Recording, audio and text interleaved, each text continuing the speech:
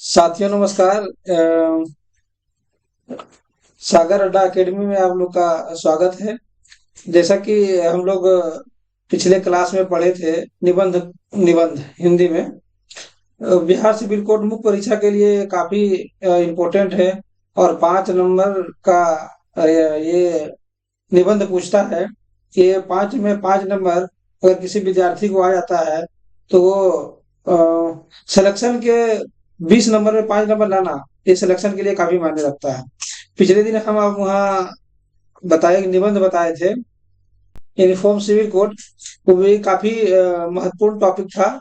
आज मैं फिर एक महत्वपूर्ण टॉपिक के साथ, कम से कम हम लोगों के पास 10 से 15 का ऐसे करंट मुद्दे जिनके हम प्रैक्टिस कर लिए होंगे बहुत लंबे समय तक, और ज्यादा प्रैक्टिस रहेगा तो हम वहाँ लिख पाएंगे। तो वैसे अगर कंटेंट तैयार कर लेते हैं तो 10 से 15 में किसी ना किसी एक टॉपिक अगर आ जाएगा, खुदा ना खास्ते, तो हम उसमें तो पूरा लिख ही देंगे। लेकिन लिखते लिखते एक आइडिया हो जाएगा, एक विचार आ जाता है हम लोग को कि किस तरह से ऐसे को लिखा जाता है, निबंध को लिखा जाता है। तो आज हम आप लोग के सामने नई शिक्षा नीति, जो काफी महत्वपूर्ण टॉपिक है, न्यू एजुकेशन पॉलिसी के बारे में निबंध लेकर के आया हूँ। ये वर्तमान समय में जो भारत में शिक्षा नीति आई थी, इससे पहले जो हम पढ़ रहे थे 1986 की शिक्षा नीति थी। उस समय आज के पैटर्न जो चलते आ रहे हैं, वो 1986 की शिक्षा नीति के तहत हम लोग पढ़ते आ रहे थे। लेकिन भारत वर्तमान में शिक्षा में सुधार करने की आवश्यकता हुई। और वर्तमान का परिवेश जो है, टेक्नोलॉजी का परिवेश है, एआई का परिवेश है। इन सभी चीजों को अगर हम अपने शिक्षा में समाहित नहीं करते हैं तो हम कहीं ना कहीं अपने समकालीन समय में हम पीछे आ जाएंगे।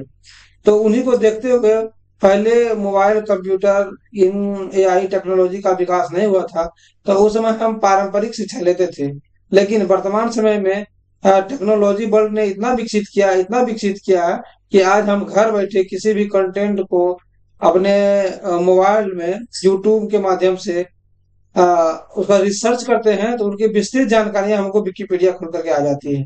तो हमारे देश में जो पुरानी शिक्षा व्यवस्था थी, 1986 की जो शिक्षा व्यवस्था था, उस नीति के तहत हम लोग पढ़ते आ रहे थे, उसमें बदलाव की आवश्यकता हुई। और भारत सरकार ने इस पर गहन चिंतन किया और नई शिक्षा नीति 2020 को पदार्पण किया।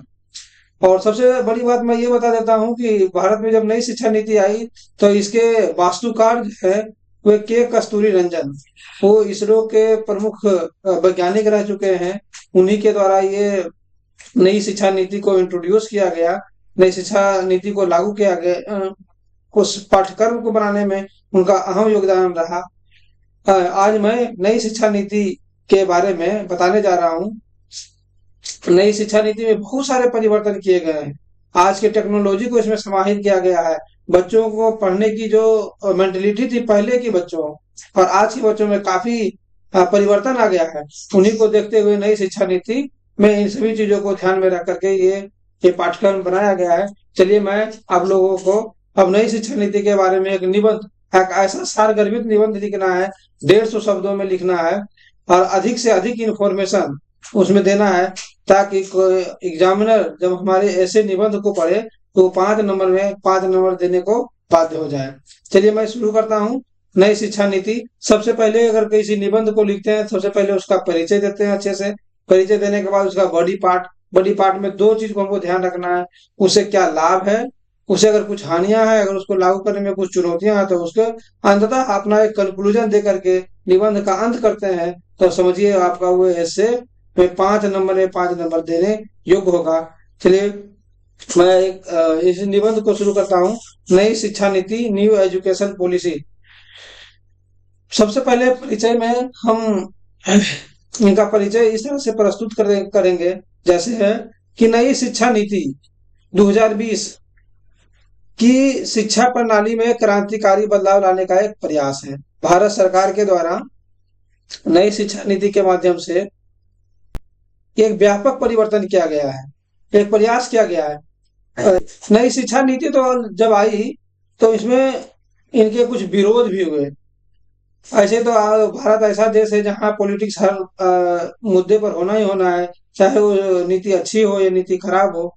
विपक्ष के लिए एक मुद्दा होता है, बहस होता है। और जरूरी है लोकतांत्रिक देश में सही और गलत का आभास तभी जब होता है जब आदमी उस पर व्यापक चर्चा होती है। तो नई शिक्षा नीति में भी व्यापक चर्चा हुई। कुछ राज्यों ने नई शिक्षा नीति को लागू किया, कुछ राज्य अभी लागू नहीं किए हैं। लेकिन अंततः नई शिक्षा नीति जब लागू हो जाएगा तो वर्तमान परिवेश में शिक्षा का जो स्वरूप है वो उसके समानांतर हो जाएंगे और उनके कई फायदे मिलेंगे। तो भारत सरकार ने नई शिक्षा नीति में क्रांतिकारी बदलाव किए हैं। सबसे पहले देखिए, यह शिक्षा नीति जो पहले 34 साल के बाद आई और इसका उद्देश्य 21वीं सदी की चुनौतियों का सामना करने के लिए भारत एक वैश्विक ज्ञान शक्ति बनने का एक शिक्षा के माध्यम से कामयाब होगा इस दिशा में।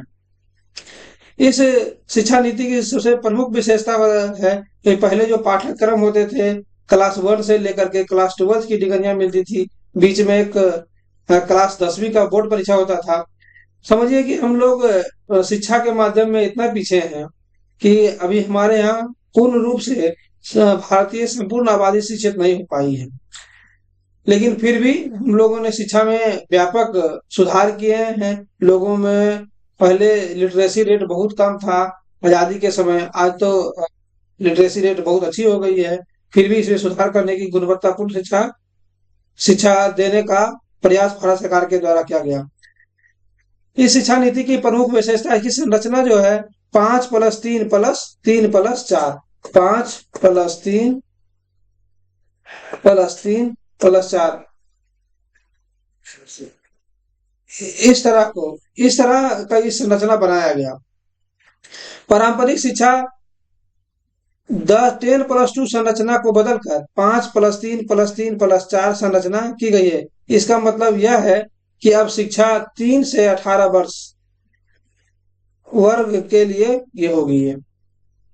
इस शिक्षा नीति के तहत रचनात्मक और आलोचनात्मक सोच पर बल दिया गया है। सबसे बड़ी विशेषता है कि अब जितने चीज को पढ़ाया जाएगा सबसे उनके रचनात्मक पहलुओं पर दिया जाएगा। उसे उससे के में क्या कुछ हानियां हैं, खराबियां हैं, को आलोचनात्मक सोच पर भी बल दिया गया है। इस शिक्षा नीति के तहत रटने के बजाय समझने और रचनात्मक बनाया गया है। अगली विशेषता इस शिक्षा नीति की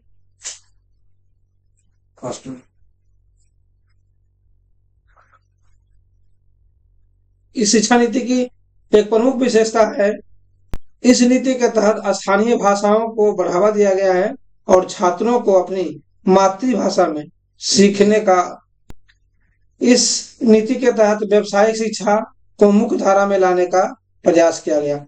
पहले हम लोग को व्यावसायिक शिक्षा नहीं दिया जाता था, पारंपरिक शिक्षा दिया जाता था।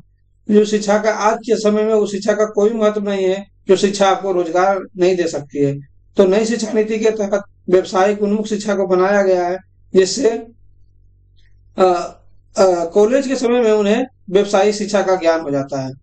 उस शिक्षा में बदलाव कर मल्टीपल एंट्री और एग्जिट सिस्टम लागू किया गया है। सबसे बड़ी बात है कि मल्टीपल एंट्री और एग्जिट सिस्टम का मतलब है कि पहले हम अगर पढ़ते थे 10वीं पास किए, 10+2, इसके बाद अगर कहीं 12 ग्रेजुएशन करना रहता था तो ग्रेजुएशन 3 साल का ये कोर्स होता था। 3 साल में हम आर्थिक स्थिति ठीक नहीं रहने के कारण किसी न किसी प्रकार से बीच में ही हमको छोड़ देना पड़ता था। लेकिन नई शिक्षा नीति में यह व्यवस्था किया गया है कि अगर 10+2 के बाद अगर जिसे बीए कहते हैं, बैचलर की डिग्री में अगर 1 साल का कोर्स करते हैं तो 1 साल के बाद अगर हम कॉलेज छोड़ देते हैं तो सरकार आपको 1 साल की भी डिग्रियां आपको देगी। अगर 2 साल करते हैं तो 2 साल की ही डिग्रियां देगी आपको।